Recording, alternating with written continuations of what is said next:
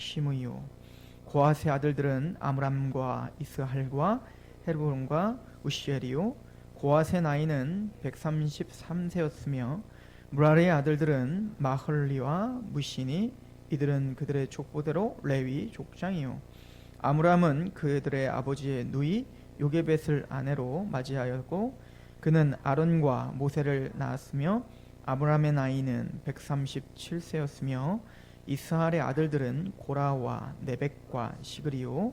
우시엘의 아들들은 미사엘과 엘사반과 시드리요. 아론은 암미나답의 딸 나손의 누이 엘리세바를 아내로 맞이하였고 그는 나답과 아비우와 엘르아살과 이다마를 낳았으며 고라의 아들들은 아실과 엘가나와 아비아삽이니 이들은 고라 사람의 족장이요.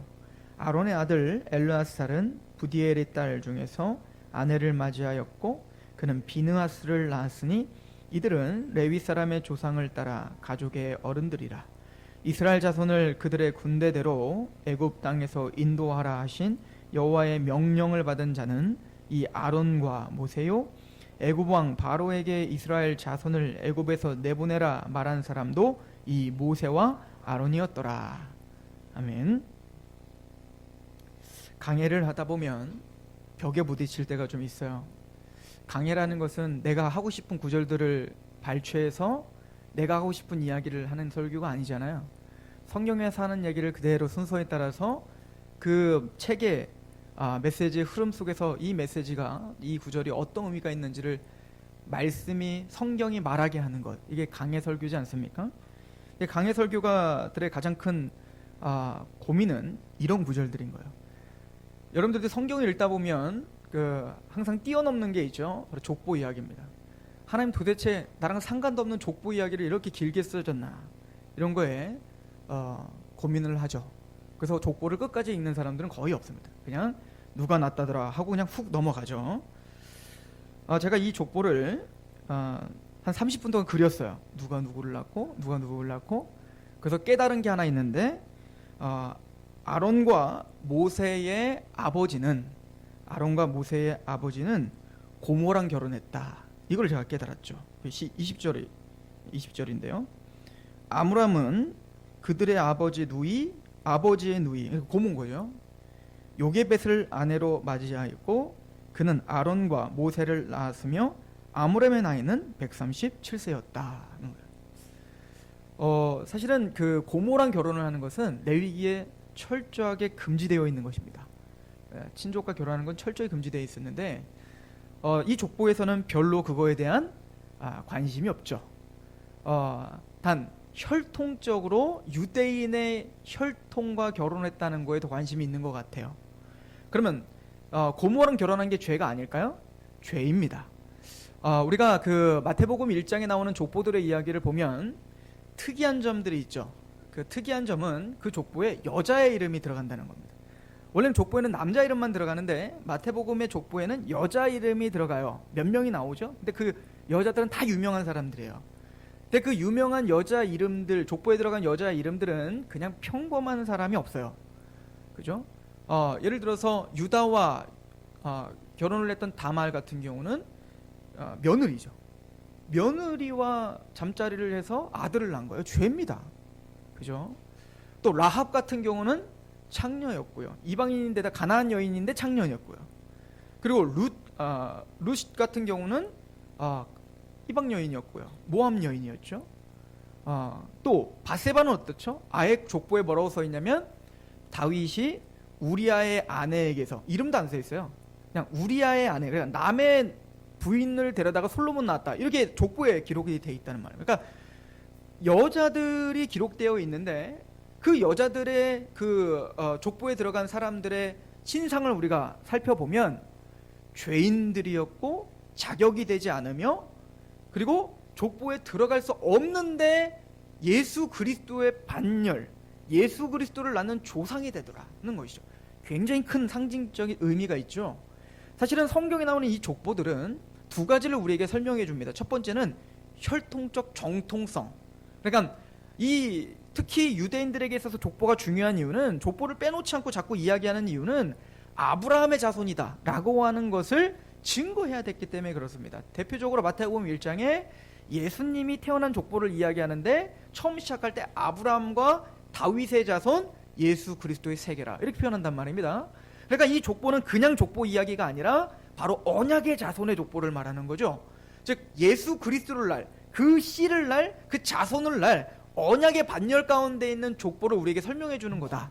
그러니까 정통성을 말해줄 때 족보를 사용한다는 것을 우리가 말하고요. 두 번째는 그 족보 이야기를 통해서 우리가 깨달아야 되는 건 은혜를 깨달아야 됩니다. 이 족보에 들어갈 수 있는 사람, 사실은 그 언약의 반열에 들어갈 수 없는 사람들을 하나님은 건져주셔서 그 족보에 예수 그리스도의 은혜의 언약의 반열에 올려주셨다를 우리는 깨달아야 되는 거예요. 저는 오늘 말씀을 통해서도 이 두 가지를 상고하시고 깨닫고 이것이 우리와 연계돼서 그래서 내가 자격이 안 되는데 하나님은 우리를 그러한 반열로 하나님의 정통성을 이어받은 하나님의 구원의 반열로 교회의 반열로 우리를 세워주셨군요. 제사장의 반열로 세워주셨군요를 깨닫고 고백하고 감사하는 것으로 족보를 해석해야 되는 거겠죠. 그래서 오늘 그 관점으로 오늘 말씀을 보려고 합니다. 특별히 오늘 족보는 좀 특이합니다. 성경에 나오는 다른 족보와는 너무 달라요. 왜냐하면 적어도 다른 곳에 나오는 족보들은 12지파 이름이 다 나오죠. 12지파 이름만 나올 뿐만 아니라 그 윗세대가 누군지에 대한 이야기가 쭉 나온다고요. 근데 오늘 족보는 많이 누락돼 있어요. 그러니까 하고 싶은 얘기만 한단 말입니다. 12아들 중에 야곱의 아들 12아들들 중에 세 아들만 딱 지목해서 이야기하죠. 르벤, 시므온, 그 다음에 레위. 첫째, 둘째, 셋째만 얘기하고 그 다음부터 유다 지파부터 해갖고 이제 그 나머지 아들들에 대해서는 관심도 없어요. 그러니까 지금 이 족보는 어떤 전체적인 모든 이스라엘 백성들의 정통성과 모든 이스라엘 백성들을 알려주기 위한 족보가 아니라는 걸 우리는 캐치하실 수가 있죠. 뭔가 완성된 족보, 우리 출애굽기 1장에도 그 족보 이야기 나옵니다. 아들들이 누가 있는지 설명되어지잖아요. 근데 그 완성된 족보에서 발췌해서 지금 모세는 뭔가 강조하기 위해서 이 족보를 쓰고 있다라고 우리는 인정해야 되겠죠. 그럼 뭘 강조하려고 할까요? 오늘 이 족보 이야기를 한 다음에 지금 이 모세가 뭐라고 쓴지 보세요. 26절, 27절 시작. 이스라엘 자손들을 그들의 군대대로 애굽 땅에서 인도하라 하신 여호와의 명령을 받은 자는 이 아론과 모세요. 애굽 왕 바로에게 이스라엘 자손을 애굽에서 내보내라 말하는 사람도 이 모세와 아론이다. 이렇게 말하죠.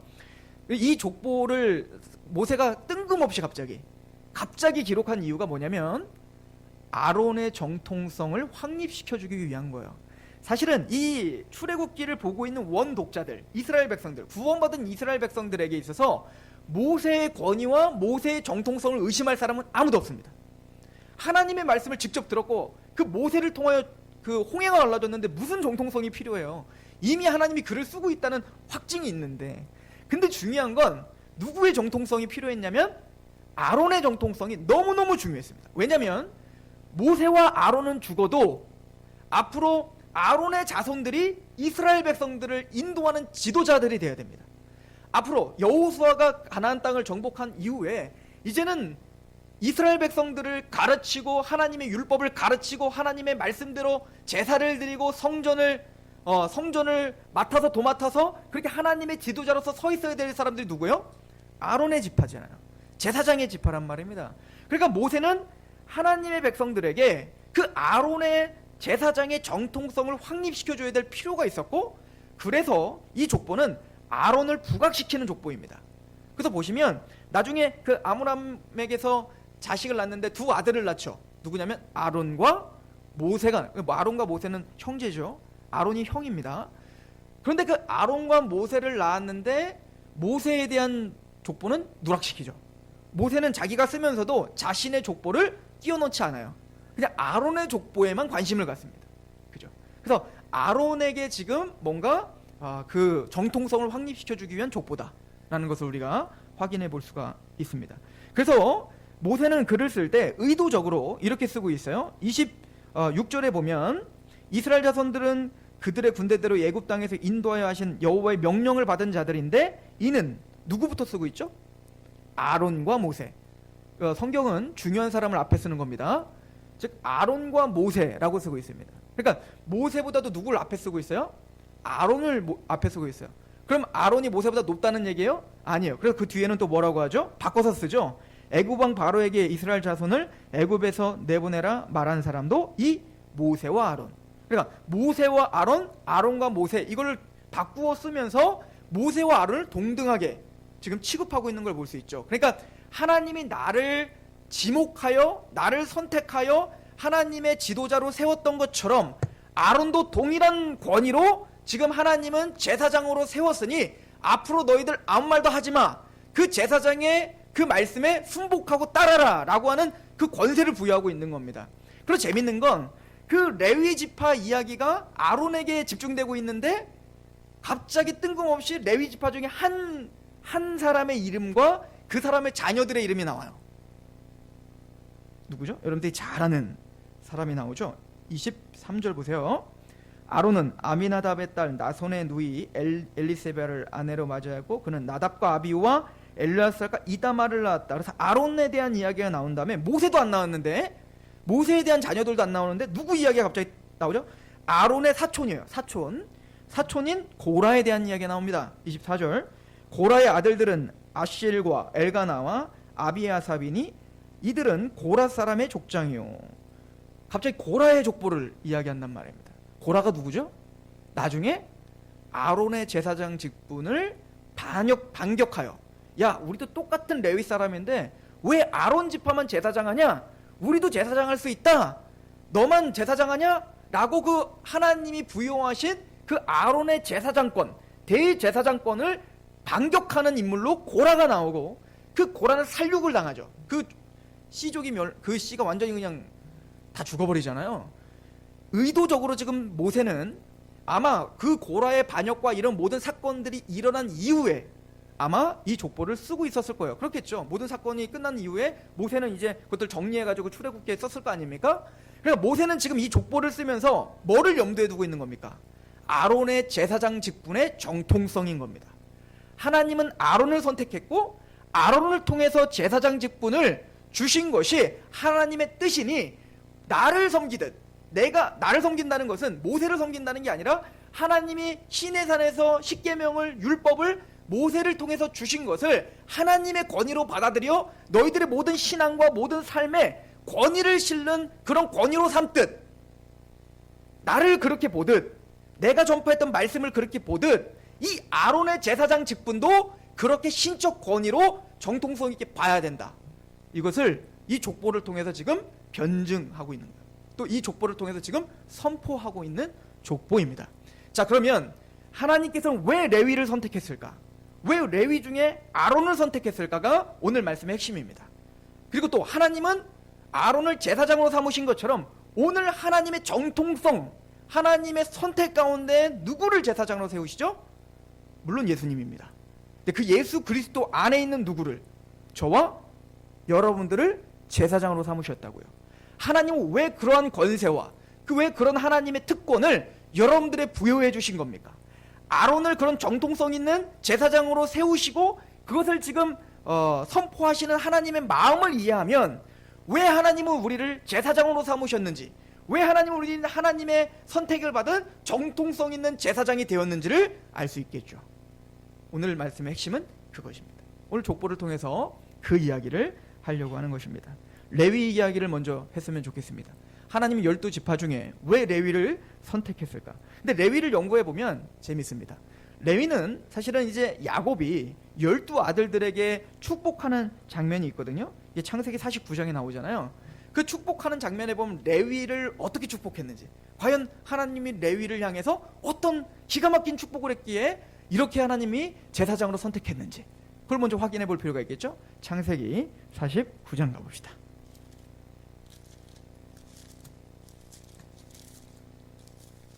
창세기 49장입니다. 야곱이 12아들들을 축복하는 장면을 보고 있는데 49장 5절부터 볼게요. 그럼 레위와 시므온을 같이 축복하는데 사실은 축복이 아니에요. 다른 사람들은 뭐 축복도 있고 뭐 칭찬도 있고 책망도 있는데 레위는 그냥 책망만 받아요. 저주를 받는단 말입니다. 더 나아가서 한번 그 장면을 봅시다. 5절부터 8절 같이 한번 읽어봅시다. 시작. 시므온과 레위는 형제요 그들의 칼은 폭력의 도구로다. 내 호나 그들의 모의에 상관하지 말지어다. 내 영광아 그들의 집회에 참여하지도 말지니라. 그들이 그들의 분노대로 사람을 죽이고 그들의 혈기대로 소의 발목 힘줄을 끊었음이로다. 그 노여움이 혹독하니 저주를 받을 것이요 분기가 맹렬하니 저주를 받을 것이라. 내가 그들을 야곱 중에서 나누며 이스라엘 중에서 흩으리로다. 기대한 거와 다르죠? 레위의 축복을 받는데 100% 저주. 다른 지파들은 축복도 있고 저주도 있는데 100% 저주야. 왜 이걸 저주했냐면 너희의 그 분기와 혈기와 막 이거를 지금 저주하고 있잖아요.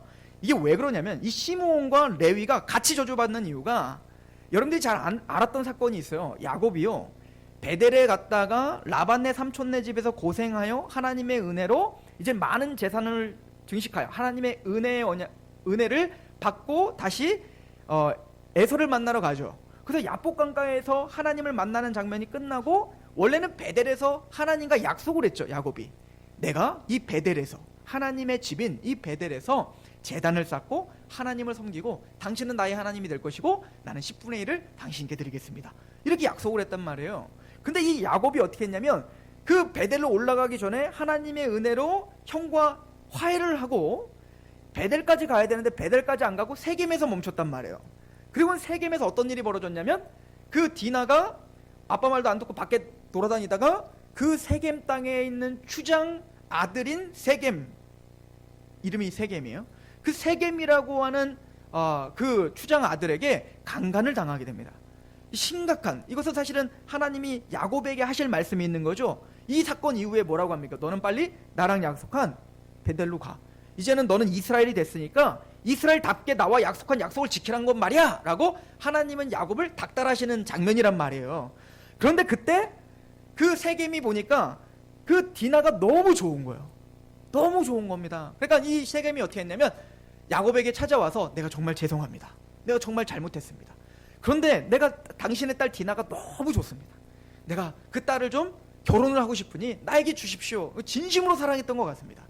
그때 야곱이 어떻게 해요? 일은 다 끝났고 그러니까 그 딸을 그 세겜에게 주기로 결정하고 단 우리는 할례 받는 민족이기 때문에 너희들도 할례를 받는다면 내가 딸을 주겠다 이렇게 얘기를 한 겁니다. 그랬더니 세겜이 너무 좋으니까 그 모든 족장 식구들 다 모이게 남자들 오늘 당장 다 할례. 그러니까 다 같이 할례를 하니까 얼마나 아프겠어요. 그 포경수술이잖아요. 게다가 뭐 마취 있어요? 그런 거 없잖아요. 돌칼로 그냥 팍 찍어서 그러니까 얼마나 아프겠냐고. 그러니까 막 신음하고 아파서 막 그렇게 밤에 그렇게 아파하고 있는데 그때 시므온과 레위가 칼을 들고 가서 그 아파하고 있는 모든 그 세겜의 그 족장 남자들 다 죽입니다. 이게 하나님 앞에 화를 불러일으킨 거예요. 하나님 화가 나신 겁니다. 그래서 그렇게 표현한 거예요. 너의 혈기, 너의 어떤 그 전투하는 어떤 그 악독함, 이것을 내가 참아볼 수 없다. 그리고 하나님 뭐라고 하죠? 누구든지 아무도 레위와 이 시므온의 집회에 참여하지 마라. 그러니까 왕따 시키는 거죠. 이제 앞으로 레위랑 시므온 이제는 지도자 될 수도 없고 어떤 일도 할 수 없다. 그리고 이스라엘 지파에서 흩어버린 바, 이 흩은다는 얘기는 하나님의 저주의 상징이에요. 여러분들 바벨탑이 하나님을 대적하여 하나님이 저주를 내렸죠. 어떻게 했죠? 흩어버리시죠. 이거 흩은다는 말은 저주를 상징하는 건데 그 저주를 누구에게 퍼붓고 있어요? 레위에게 퍼붓고 있다고요. 레위의 지금 특징은 뭐예요? 칼로 죽이는 자입니다. 그런데 이 레위가 앞으로 어떤 일을 할 거예요? 화해시키는 자가 될 거예요. 하나님과 죄인을 화해시키는 제사장이 될 거란 말입니다. 전혀 자신의 어떤 레위의 그 이름과 레위의 어떤 그 자격과는 전혀 상관없는 일을 앞으로 하게 될 거란 말입니다. 그러니까 레위는 자격이 안 된다는 걸 보여주고 있죠. 레위는 제사장 반열로 하나님께 그렇게 쓰임받을 수 있는 정통성을 가질 수 있는 사람으로는 전혀 자격이 안 되는 거예요. 그는 혈기가 있었고 그는 죽이는 자였어요. 하나님과 화해시키고 희생하며 하나님을 위해서 사는 사람이 아니었단 말입니다. 그런데 하나님은 그 레위의 자손인 아론에게 어마어마한 정통성을 지금 부여하고 있다. 이것이 우리에게 많은 것을 알려줘야 됩니다. 마지막 신명기에 보면 이제 12아들들에게 12지파에게 축복하는 장면이 야곱이 창세기 몇 장입니까? 49장에 하는 장면과 신명기에 가면 모세가 죽기 전에 12지파에게 축복하는 장면이 있는데, 야곱의 축복과 그 모세의 축복이 사실은 거의 비슷비슷하거든요. 그런데 레위에 관련된 건 완전히 달라지는 걸 볼 수가 있습니다. 우리 신명기를 한번 가볼까요? 33장입니다. 신명기 33장.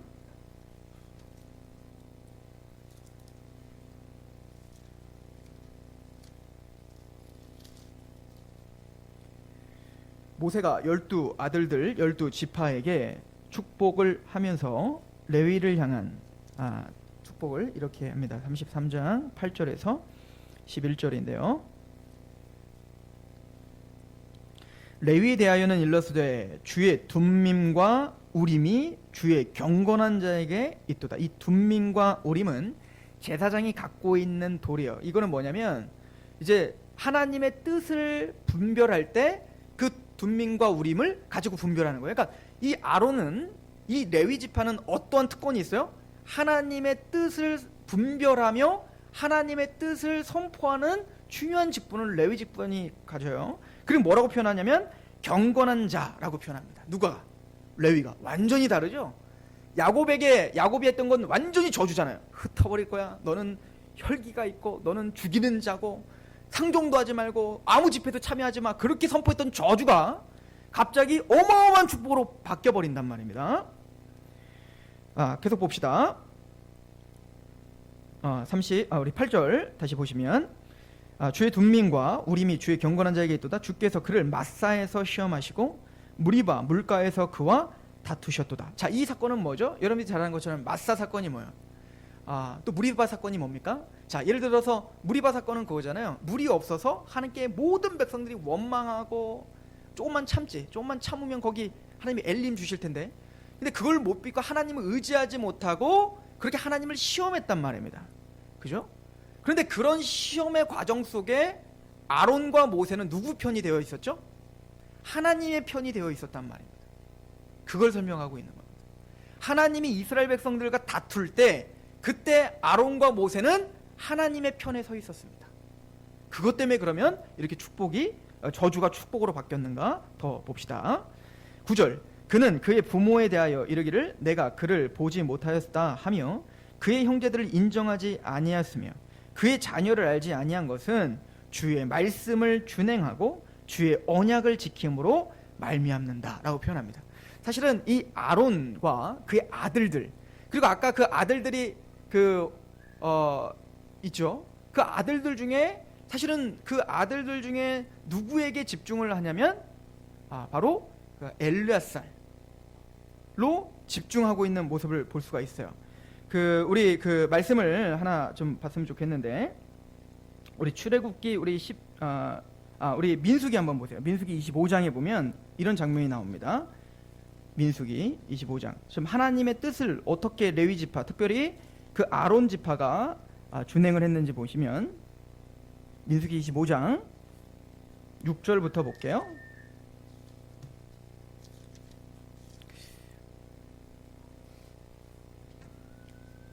시딤 음행 사건이 일어났을 때입니다.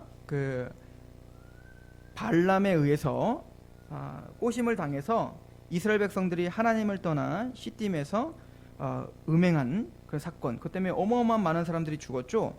그때 5절부터 보시면 모세가 이스라엘 재판관들에게 이르되 너희는 각각 바알보올에게 가담한 사람들을 죽이라 하니라. 즉 바알 숭배, 즉 우상 숭배를 한 사람들을 죽이라 라고 이야기하죠. 그때 이스라엘 자손의 온 회중이 회막문에서 울 때 이스라엘 자손 한 사람이 모세와 온 회중의 눈앞에 미디안의 한 여인을 데리고 그의 형제들에게로 온지라.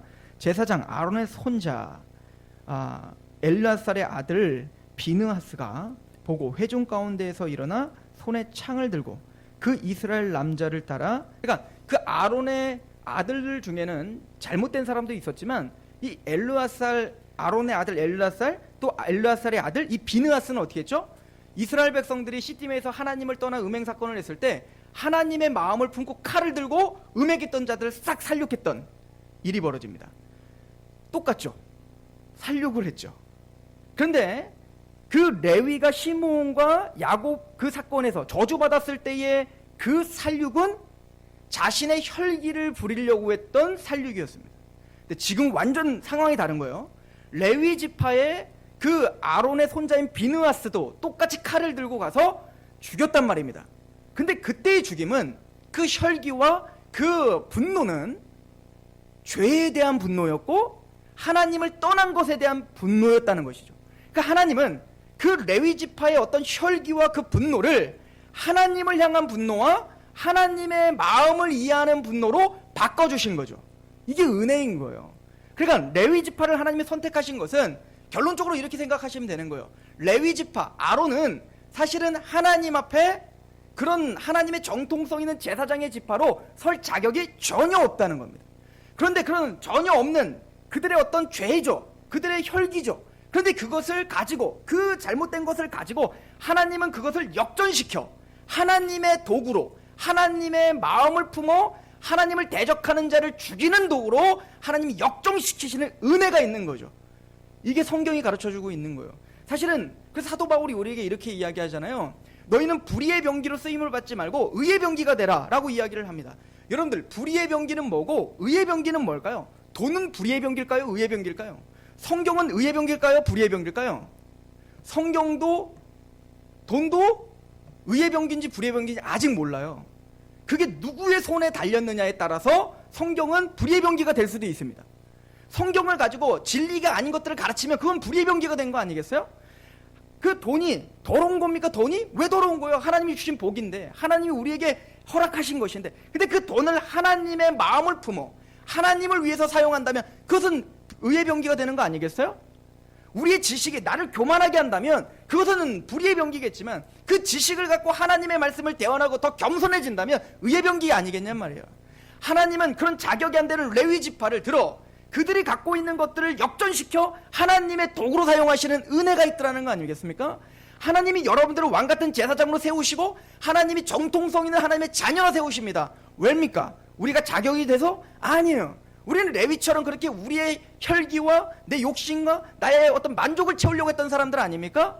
우리의 마음이 달라졌어요? 동일하지 않습니까? 그런데 그 마음을 하나님께서 십자가로 부숴주시고 우리를 하나님을 위한 예배자로 그 열정과 그 열의를, 돈을 사랑하고 명예를 사랑했던 그 사랑을 역전시켜 하나님을 사랑하고 아버지를 사랑하고 하나님의 뜻을 사랑하는 마음으로 우리를 변화시켜 주시는 것, 누구십니까?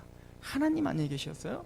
그 아론의 이 제사장 정통성을 통해서 하나님이 어떻게 제사장으로 세우시는지를 우리에게 보여주는 것 같다는 얘기인 거예요. 우리가 이렇게 하나님의 뜻 가운데 있는 것, 여러분들이 의의 병기로 살 수 있는 것, 여러분들이 하나님의 선택받은 제사장답게 살아가는 것, 하나님의 은혜다라고 표현하고 있는 것입니다. 그런데 오늘 또 중요한 게 있습니다.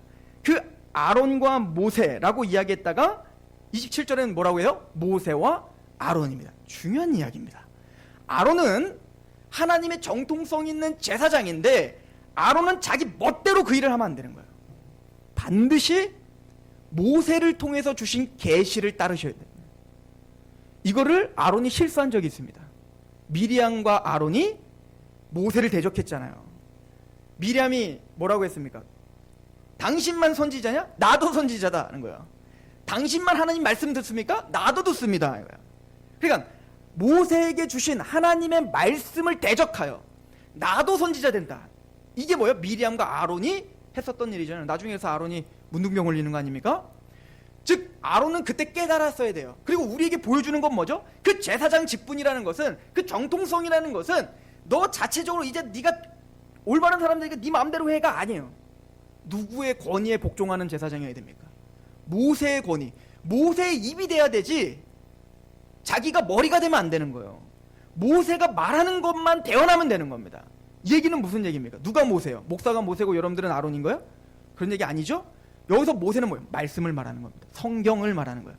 하나님의 우리에게 주신 그 말씀 앞에 복종하는 제사장이에요. 아론은 반드시 모세에게 복종하는 제사장이어야 됩니다.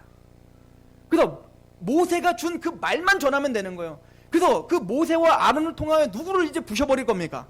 그러니까 오늘 본문에 봤더니 뭐래요? 그 모세와 아론, 아론과 모세가 바로에게 가서 이스라엘을 구원할 자다라고 표현하지 않습니까? 맞아요. 하나님이 저와 여러분을 그런 왕 같은 제사장으로 세우신 거예요. 바로에게 그렇게 권세 가운데 있는 자들을 하나님의 권세로 부셔버리고 출애굽시키는 그런 지도자로 우리를 세웠다고요. 근데 우리의 권세가 아니죠. 하나님의 권세로, 하나님의 말씀에 순복하는 권세로 그 겸손한 왕을 사용하시는 거죠. 오늘 말씀을 통해서 우리는 세 가지를 깨닫습니다. 첫 번째는 아론이 정통성을 하나님께서 부여하신 것처럼 하나님은 왕 같은 제사장을 세우신 여러분들을 하나님께서 세우셨다는 확신을 가지시기 바랍니다. 베드로전서 2장에 우리는 택함 받은 족속이라고 말합니다. 하나님의 나라라고 말합니다. 왕 같은 제사장들입니다. 하나님이 아론을 정통성 있게 하나님이 선택하여 세웠듯 하나님이 여러분들을 세우셨습니다. 두 번째는 레위 지파와 아론이 자격이 되지 않는 그를 역전시켜 하나님의 도구로 사용하듯 우리는 자격이 되지 않지만 하나님은 그 은혜가 우리를 역전시켜 하나님의 도구로 사용하고 있다는 것에 겸손하십시오. 또한 하나님 아론은 모세의 말씀에 순종하는 제사장인 것처럼 우리는 하나님의 말씀에 순종해야 될 제사장임을 믿으며 한 주간 승리하시는 저런 되기를 축원합니다. 기도하겠습니다. 하나님, 오늘 말씀을 통해서 우리를 제사장 삼아 주시고 그 거대한 하나님의 구속의 역사의 도구로 사용해 주시겠다라고 하는 몸둘 바를 모를 그 하나님의 크신 은혜를 듣습니다. 특별히 자격 없는 우리를 불러주셨고 그 혈기와 자기 만족 가운데 우상 숭배하던 우리들을 마음을 부시어 주셔서 하나님을 위한 의의 병기로 하나님의 마음을 품고 거룩한 분노를 갖고 그렇게 힘있게 복음을 전하는 제사장으로 삼아주셔서 감사합니다. 그 십자가의 은혜에 감격하여 더 낮아지는 제사장들 되게 하여 주시고 그 왕같은 제사장답게 하나님의 거룩한 말씀 앞에 순복하는 제사장들 되게 하옵소서. 예수 그리스도 이름으로 감사하며 기도합니다.